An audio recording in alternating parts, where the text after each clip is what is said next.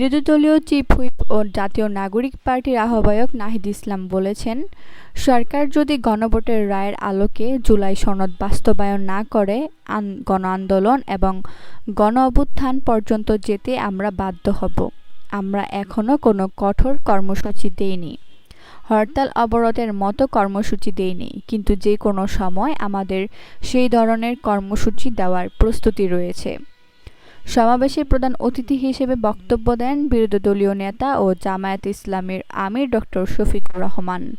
সভাপতিত্ব করেন কেন্দ্রীয় জামায়াতে ইসলামীর সহকারী সেক্রেটারি জেনারেল ও বরিশাল অঞ্চলের পরিচালক অ্যাডভোকেট মোয়াজ্জেম হোসেন হেলাল।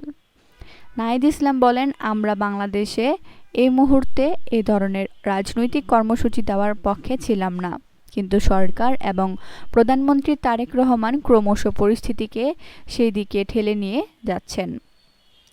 আমরা দেখলাম প্রধানমন্ত্রী যে গণভোটের পক্ষে, যে জুলাই সনদের পক্ষে হ্যাঁ এর প্রচারণা করলেন, নির্বাচনের ফলাফলের পরে ৭০% জনগণ গণভোটে সংস্কারের পক্ষে রায় দেওয়া সত্ত্বেও তিনি জুলাই সনদ বাস্তবায়ন করছেন না।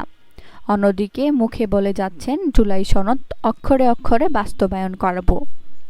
তিনি আরও বলেন, বাংলাদেশের জনগণ আপনাকে ক্ষমতা দিয়েছে মানে এ নয় আপনি যা খুশি করবেন, যেমন খুশি ছলনা প্রতারণা এদেশের মানুষের সঙ্গে করবেন।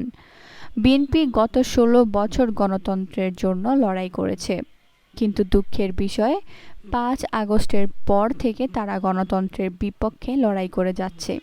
আসল কথা হচ্ছে বিএনপি কখনোই গণতন্ত্রের পক্ষে ছিল না, তারা লড়াই করেছিল ক্ষমতার জন্য, তারা গণ-অভ্যুত্থানের জন্য আমাদের সঙ্গে কাঁধ মিলিয়েছিল নিজেদের স্বার্থ হাসিলের জন্য।